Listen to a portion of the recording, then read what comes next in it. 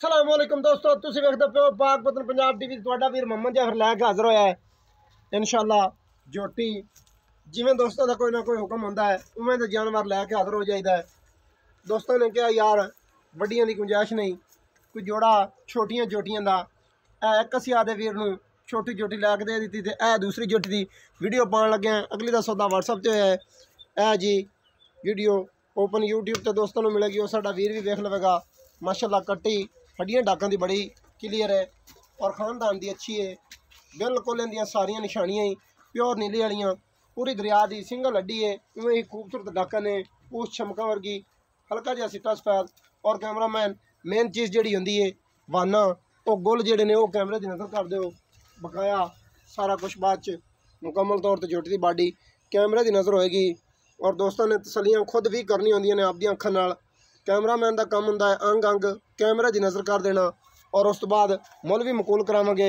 निक्की निक्की सिंगिए अखां दे विच जवाब ने अगली साइड तो, और बूथी दौण पशम जिन्नी क्या है मुकम्मल तौर पर सारी ते। और लाला जी का मूँह जिहड़ा है वो पट के विखा दो भी ये खीरी है या दोंदी है या की हिसाब किताब है।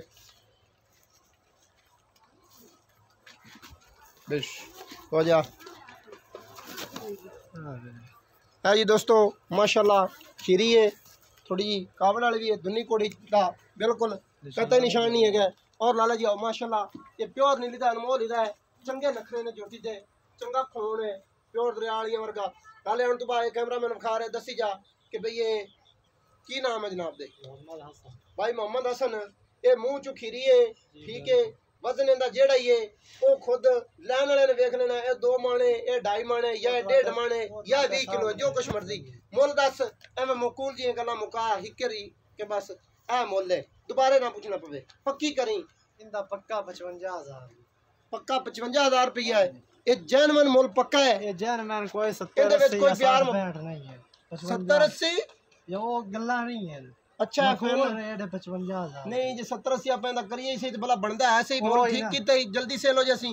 55 दे को हल्का फुल्का प्यार मोहब्बत वो थोड़ा घना हो जाएगा इंशाल्लाह दोस्तों। 55 में भी प्यार मोहब्बत होगा। नंबर 0300 पूरा 42 27 547। मैं दी इजाजत। अल्लाह हाफिज। पाकिस्तान जिंदाबाद।